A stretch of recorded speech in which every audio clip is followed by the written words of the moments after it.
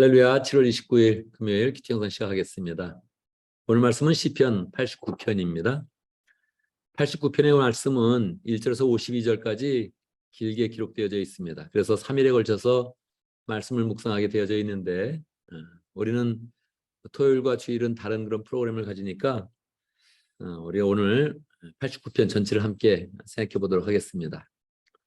89편의 그런 내용은 1절에서 내가 영원히 주님의 사랑을 노래하렵니다. 그렇게 시작하고 있습니다. 주님에 대한 그런 찬양을 시작하고 있는데 그게 굉장한 그런 뜨거운 그런 그 마음으로 계속 찬양이 이어지고 있습니다. 1절 대대로 이어가면서 내 입으로 주님의 신실하심을 전하렵니다. 그렇게 이야기하고요. 2절에서도 보면 참으로 내가 말하겠습니다. 주님의 사랑은 영원토록 굳게 서 있을 것이요 주님께서는 주님의 신실하심을 하늘에 견고하게 세워두실 것입니다 하면서 주님에 대한 그런 찬양이 계속 이어지고 있습니다. 어떤 마음으로 그렇게 찬양을 하고 있을까요? 여러분도 찬양한 적이 있지요? 찬양이 계속 이어질 때 어떤 마음으로 찬양을 하는 것일까요? 그 상황은 어떤 그런 상황일까요? 3절 주님께서도 말씀하십니다. 나는 내가 선택한 사람과 언약을 맺으며 내 종 다윗에게 맹세하기를 내가 내 자손을 영원히 견고히 세우며 내 왕위를 대대로 이어지게 하겠다고 하였다. 이 내용까지가 52절 전체의 내용 중에 서론에 해당됩니다. 찬양의 그런 그 내용은 이제 언약의 그런 그 내용으로 이어지고 있습니다. 왜 찬양하냐면 주님의 언약이 신실하다는 거죠. 주의 분명한 그런 언약을 지금 이 찬양하는 그런 사람이 이제 가지고 있다는 것입니다. 오늘 이 시편에 그런 그 부제가 붙어 있는데 에스라 사람 에단의 마스길 이렇게 이제 붙어 있죠. 에스라 사람 에단이 언제 사람인지는 정확히 모릅니다. 원래 에단이라는 그런 사람은 다윗 시대 때 있었던 그런 사람인데 에스라 사람이라고 그렇게 이야기하니까 아마 에스라가 뒤에 있으니까 이 분명히 시편은 굉장히 그 이스라엘 역사 가운데 후대에 기록한 것이죠. 이스라엘 나라가 망해갈 때 또는 포로 후에 기록된 그런 그 찬양입니다. 포로에서 돌아올 즈음이니까 나라의 그런 상황은 굉장히 이제 어려운 이제 그런 상황이죠. 그런 상황 가운데 계속 하나님에 대한 사랑을 찬양하고 하나님의 언약을 찬양하고 그리고 찬양하는 게 그냥 짧게 찬양하는 게 아니고 52절에 걸쳐서 전체적으로 계속 찬양을 이어간다면 그 상황이 어떤 그런 상황입니까? 사실 현실의 그런 상황은 굉장히 어렵다는 겁니다. 왜냐하면 주의 사랑을 의지할 수밖에 없는 그런 상황. 주님을 계속 찬양해서 주의 은혜를 계속 갈급함을 나타내면서 주의 축복을 그런 기대하는 그런 상황을 이야기해 주는 거죠. 그래서 이 찬양의 그런 내용을 보면 어떤 내용인지를 어떤 그런 상황인지를 잘 알지 못합니다. 그런데 결국 47절 정도 가면 이 상황이 정확히 이제 나타나는 거죠. 47절 한번 볼까요? 내 인생이 얼마나 짧은지 기억해 주십시오.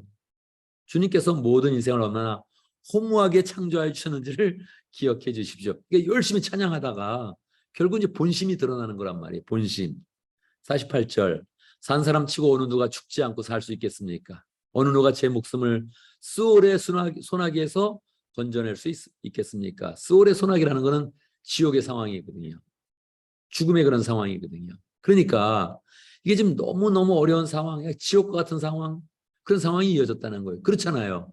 이스라엘만이 망해가고 있다면 당연히 그 상황이 어렵죠.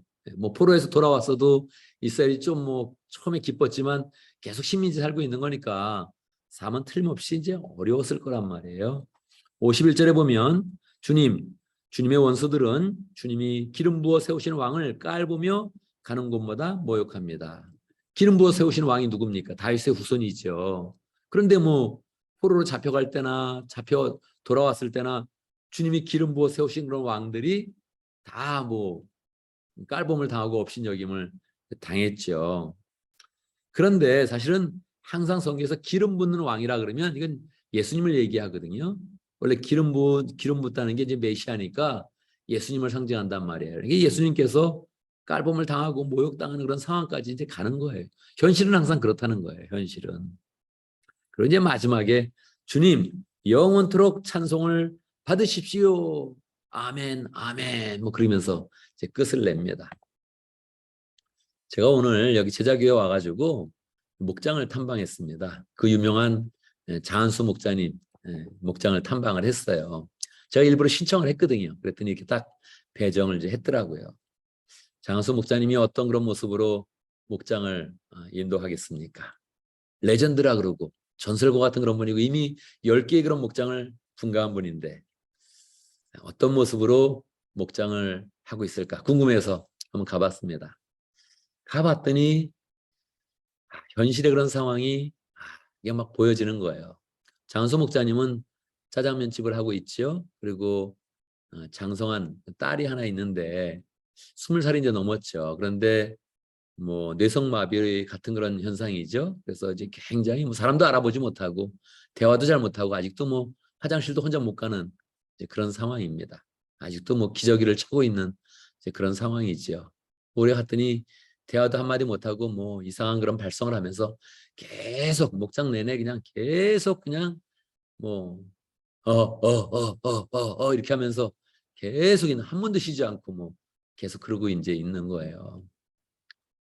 그리고 어른들은 이제 한 3사람 정도 참석을 했는데 다 이제 돌싱이라 그러더라고요. 이렇게 딱 보니까 삶도 참 어렵게 살고 있고 생활도 참 가난하구나 뭐 그런 게 그냥 느껴집니다. 바로 인생의 고뇌가 많이 있죠. 다 뭐 돌싱이라 그러니까 다 뭐 생활도 어렵고 가정도 어렵고 소망이 없는 그런 삶을 지금 살고 있는 거죠. 그런 사람을 데리고 묵장할 때 어떤 그런 그 마음일까요? 자녀는 아프고 20년 넘게 계속적으로 뭐 사람도 알아보지 못하고 계속 그렇게 돌봐야 되는 그런 상황. 목원도 보면 뭐 온전한 가정도 없고 직장도 뭐 그렇지 못한 변변치 못한 것 같고 그런 사람들을 데리고 목장할 때 어떤 마음일까요? 더 목장의 분위기가 어려웠던 것은 아이들이 많이 왔던 겁니다.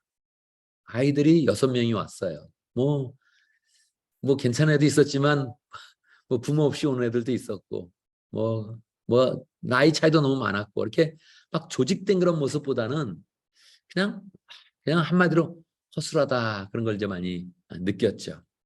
그러나 시간이 지나가면서 야, 이 목장이 도대체 뭔가 이 목장의 파워가 도대체 뭔가 이곳에 임한 하나님의 그런 역사와 은혜와 성령의 그 인도하심은 이렇게 강력할 수가 있는가.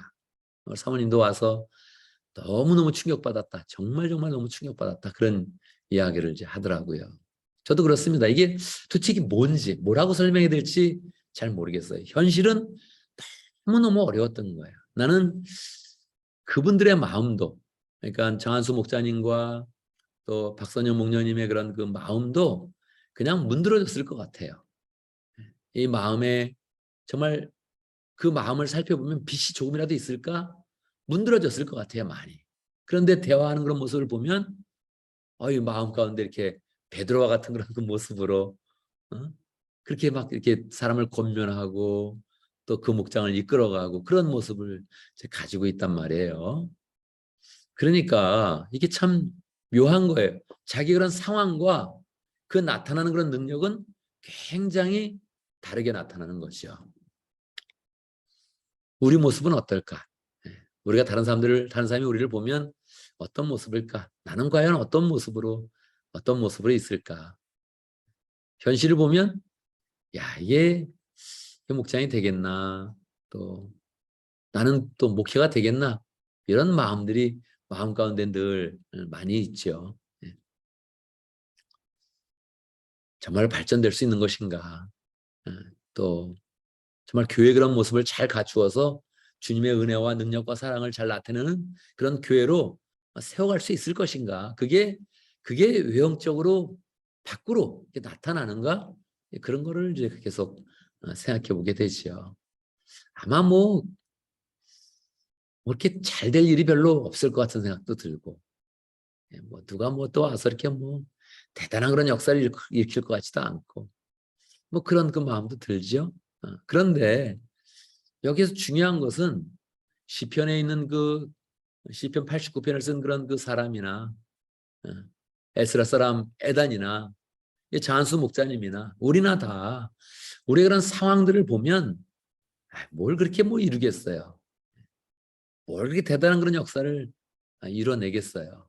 그런데 그게 우리에게 초점을 맞춘 게 아니라 오늘 말씀처럼 하나님의 사랑에 초점을 맞추고 하나님의 언약을 초점을 맞추면 하나님의 신실하심과 인자하심이 반복적으로 나타난다는 거예요. 오늘 5절부터 시작해서 51절까지 그런 그 내용들을 보면 반복적으로 계속 나오는 그런 단어가 하나님의 진실하심과 하나님의 인자하심입니다. 이 두 단어가 계속 반복적으로 나오면서 찬양이 이어지는 거예요.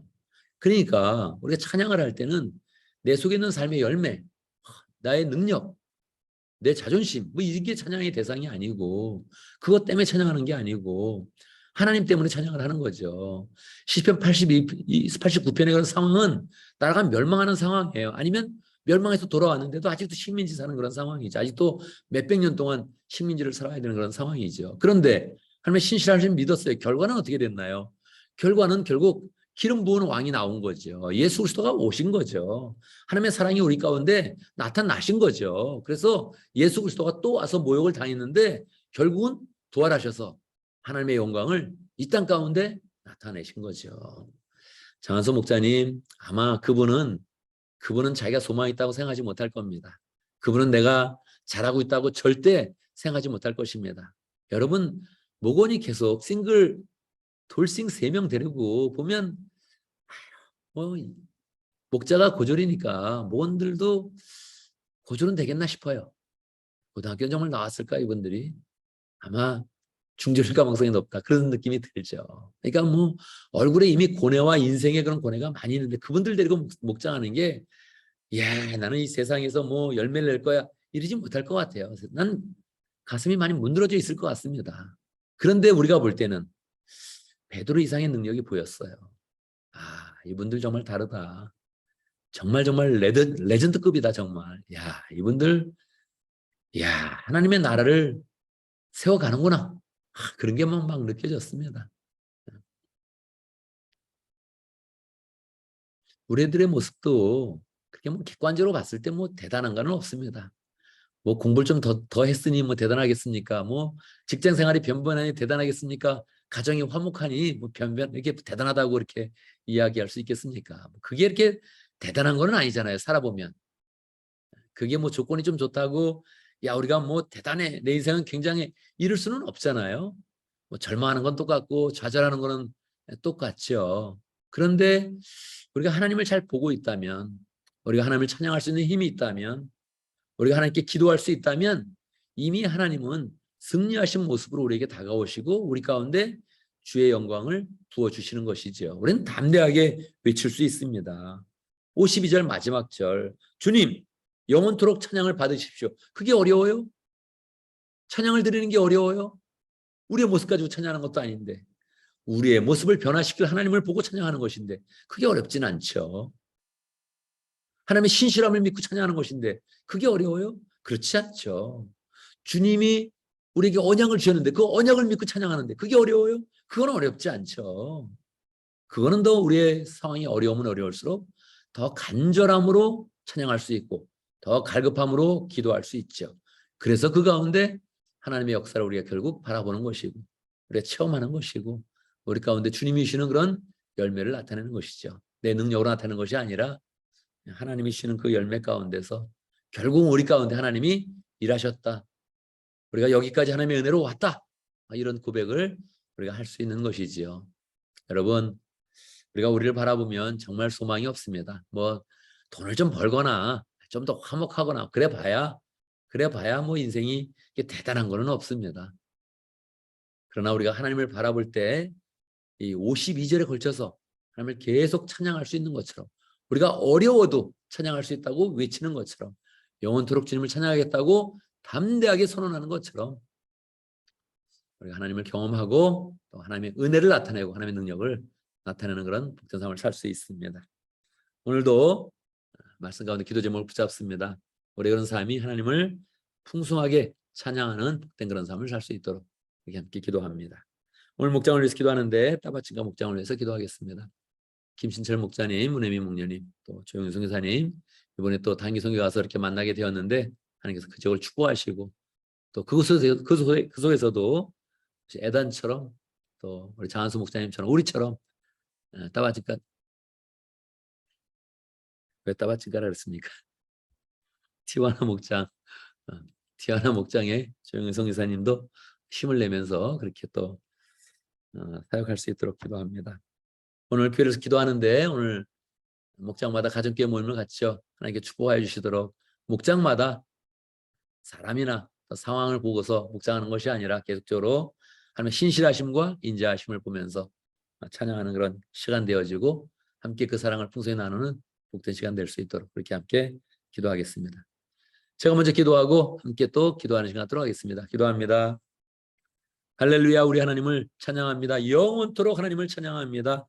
우리에게 신실하시고 언약을 베푸시며 인자하시고 풍성한 사랑을 베푸시는 그 하나님 찬양합니다. 찬양하면서 우리 인생 바뀌는 것 경험하게 하여 주시옵소서.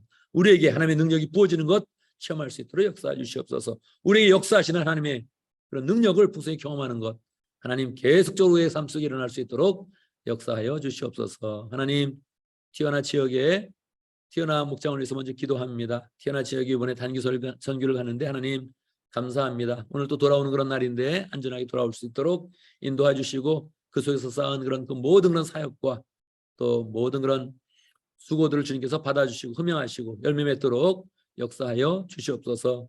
티와나 목장을 세우는 김실철 목자님 축복해 주시고 또 새 마음으로 목장을 세워가려고 열심히 목원들을 만나며 또 목장을 섬기고 있습니다. 은혜 주시고 능력 주시고 축복하여 주시옵소서.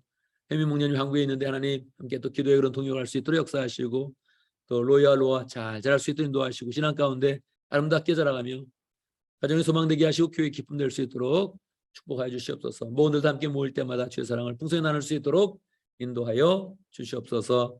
하나님 아버지 오늘 주의 은혜 가운데 목장마다 가정교회 모임을 갖습니다.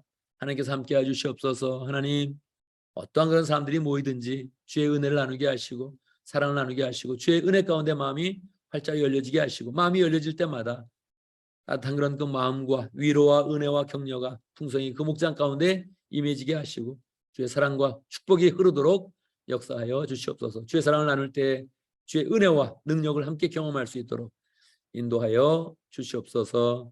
하나님 오늘 또 우리가 하는 그런 모든 일 가운데 함께 해주시옵소서. 금요일입니다. 모든 일 잘 마무리될 수 있도록 인도하시고 멕시코 돌아오는 그런 또 우리 형제자매님들 피곤함 속에서도 다시 주의 은혜 때문에 강건하게 하시고 주신 그런 사랑 때문에 하나님 풍성한 그런 것 망가질 수 있도록 인도하여 주시옵소서. 믿음의 식구도 어디에 있든지 다 주를 위해서 또 주를 기억하며 살게 하시고 주님과 동행할 수 있도록 역사하시고 주님을 위한 그런 그 마음으로 헌신할 수 있도록 주님께서 축복하여 주옵소서. 예수님의 이름으로 기도드리옵나이다. 아멘.